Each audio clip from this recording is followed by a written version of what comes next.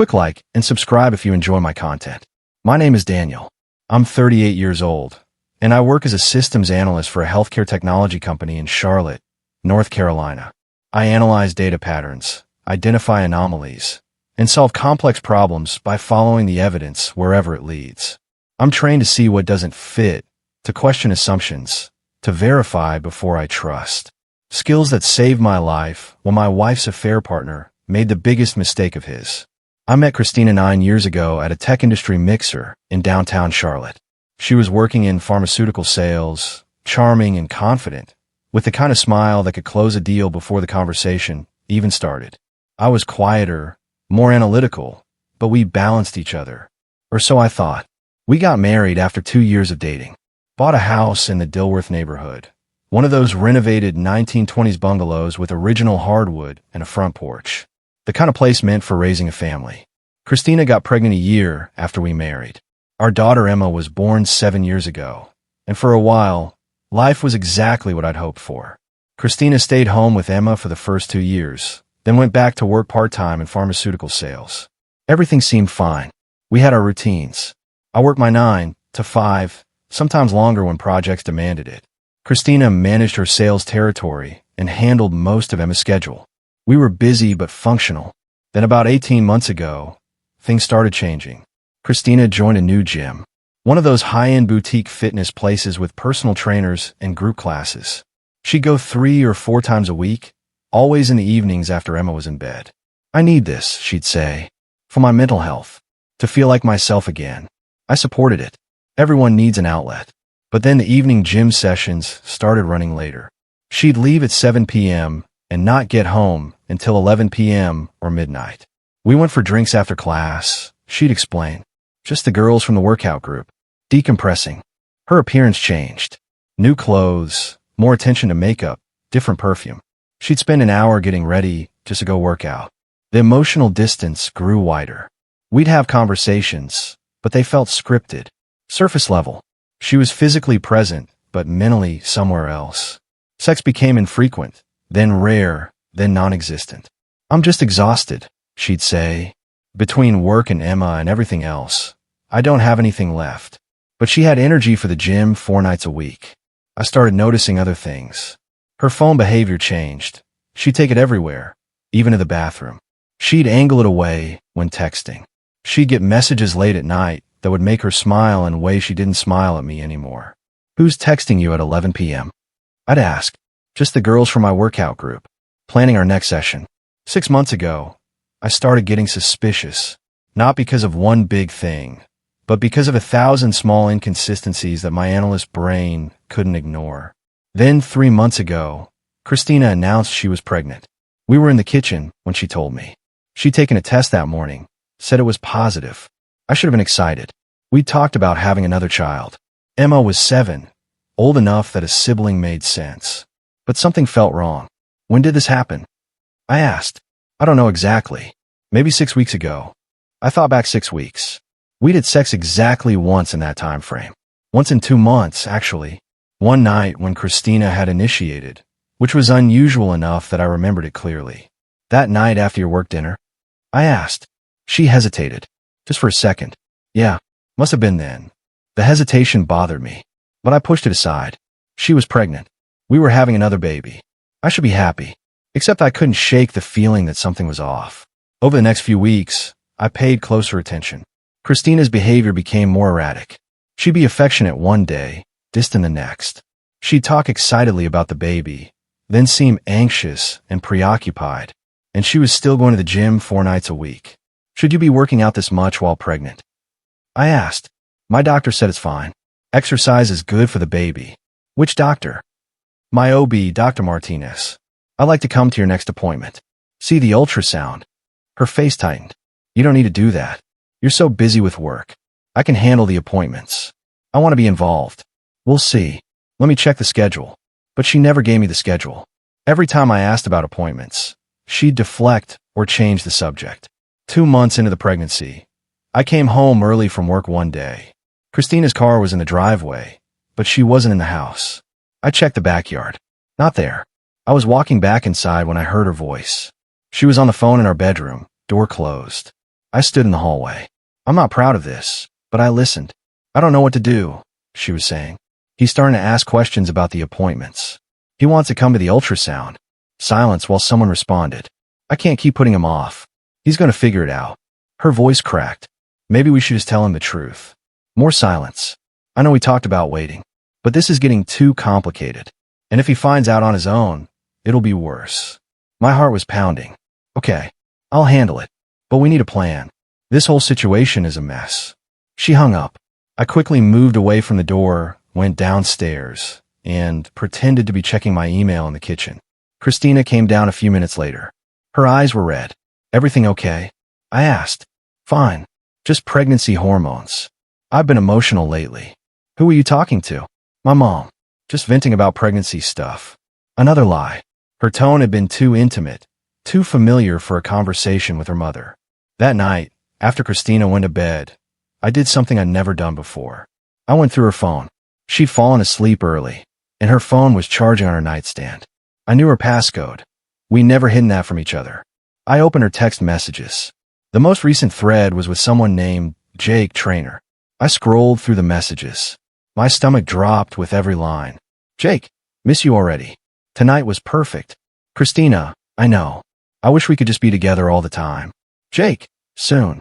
Once Daniel knows the truth, we could be a real family. Christina, I'm scared. What if he fights for custody? Jake, we'll deal with it. You, me, and the baby. That's all that matters. The baby. I kept scrolling. Found messages going back over a year. Plans to meet. Explicit messages. Discussions about a future together. And then I found a message that made everything clear. Christina, I told Daniel I'm pregnant. He thinks it's his. Jake, are you sure it's mine? Christina, positive. We haven't had sex in months except that one time. And I was already pregnant then. I just needed him to think it was possible. Jake, so what's the plan? Christina, I'm going to wait until the baby is born. Get the DNA test to confirm it's yours. Then file for divorce. He'll have to pay child support for Emma, and you and I can start our life together. I sat there on the floor of her bedroom, reading messages that detailed my wife's plan to pass off her affair partner's baby as mine, then divorce me and take child support for our daughter. Every word was documented. Every plan laid out. All in her own words. I took screenshots of everything, sent them to my personal email. Then I put her phone back exactly where I'd found it. Christina had no idea I knew. The next morning, I called a family attorney. His name was Robert Kessler, highly recommended for complex divorce cases. Robert, I need advice. My wife is pregnant with another man's child and planning to pass it off as mine, then divorce me. How do you know this? I told him everything. The affair, the text messages, the plan to use me for child support. Robert was quiet for a moment. Do you have documentation? Screenshots of everything. Text messages between her and her affair partner discussing the pregnancy, the plan to divorce me. All of it. Good. Don't confront her yet. Let this play out. If she gives birth and tries to pass the child off as yours, we document that fraud. If she files for divorce before the birth, we use the messages to establish infidelity and deception. Either way, you're in a strong position. What about Emma? Our daughter. How old? 7. We'll pursue primary custody. The affair and the pregnancy fraud demonstrate poor judgment and deception. Combined with documented evidence, you have a strong case. What do I do now? Act normal. Document everything. If she files for divorce, let her make the first move. We'll respond strategically. For the next 3 months, I'll live a double life, playing the supportive husband while knowing my wife was carrying another man's child and planning to destroy our family. Christina's belly grew. She'd talk about baby names, about converting the guest room into a nursery. I'd nod and play along, all while documenting her continued affair. She was still seeing Jake, still going to the gym 4 nights a week, still texting him constantly. I installed monitoring software on our home network, tracked every message, every email, every communication. The evidence pile grew larger. Then, 2 weeks before her due date, something changed. I came home from work to find an envelope on the kitchen counter. My name written on the front, in handwriting I didn't recognize. I opened it. Inside were divorce papers. Petition for dissolution of marriage, filed by Christina Chun. Attached was a note. Daniel, I think it's time we were honest with each other. This marriage hasn't been working for a long time. I've filed for divorce. I'm asking for primary custody of Emma and child support for both Emma and the baby. I've moved out and I'm staying with friends. My attorney will be in touch. Christina. She'd filed for divorce. 2 weeks before giving birth to a baby she was planning to claim was mine. I called Robert immediately. She filed, and she's claiming the baby is mine for child support purposes. Perfect. Now we respond. Here's what we're going to do. Robert filed our response 3 days later. We denied all her claims, requested a paternity test for the unborn child, and submitted all the evidence I'd gathered: text messages, emails, documentation of the affair. We also filed for primary custody of Emma, citing Christina's infidelity and fraud as evidence of poor parenting judgment. Christina's attorney called Robert the next day, furious. Your client is harassing my client with baseless accusations. The accusations are well documented, Robert interrupted. We have text messages between Mrs. Chun and her affair partner discussing the pregnancy and their plan to defraud Mr. Chun. We're requesting a paternity test as soon as the child is born. There was silence on the other end. We'll be in touch, Christina's attorney said, and hung up. Christina tried calling me. I didn't answer. She sent texts that I didn't read. I'd moved to a hotel and was letting Robert handle all communication. The baby was born 2 weeks later. A boy. Christina named him Cole. Per court order, a paternity test was performed when Cole was 3 days old. The results came back within a week. I wasn't the father. I sat in Robert's office, looking at the test results, seeing in black and white what I'd known for months. The test confirms you have zero biological relation to the child, Robert said, which means Christina committed fraud by claiming the child was yours for child support purposes. What happens now? Now we use this in the custody hearing for Emma. We demonstrate that Christina engaged in a long-term affair, became pregnant by her affair partner, attempted to defraud you by claiming the child was yours, and filed for divorce with fraudulent child support demands. All of this reflects on her character and judgment. Will it affect Emma's custody? It should. You've been a stable, present father. You've documented everything. Christina's deception and poor judgment work in your favor. The custody hearing was brutal.